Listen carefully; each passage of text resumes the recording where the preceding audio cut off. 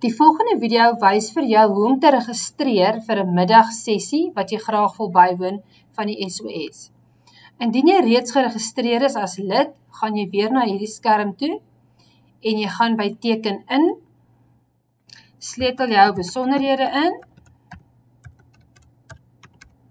saam met jou wagwoord wat jy gekies het. Jy het nou ingeteken en jy wil graag 'n middagsessie bywoon. Die nuutste geleenthede staan vir jou hier geskep, maar jy gaan langs die kant, aan die linkerkant, gaan jy op die opleiding woord klik. Dan is hier verskeie opleidingssessies gelaai. Jy gaan die een soek wat jy graag wil bywoon. Ons gaan sommer kyk na die eerste een wat nou gebied word. 3 Februarie.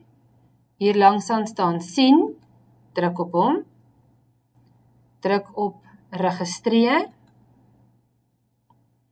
Kies die datum wat die 3de is. Pakket, jy is 'n lid.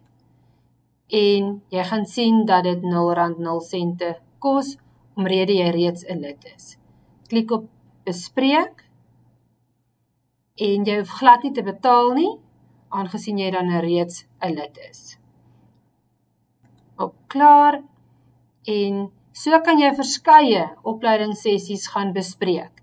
Jy het nie nodig om net een te bespreek nie, jy kan almal wat reeds gelaai is, kan jy gaan vir bespreking. So jy kan die 25ste Februarie se en die 26ste, hang af by watter geleentheid jy graag wil bywoon.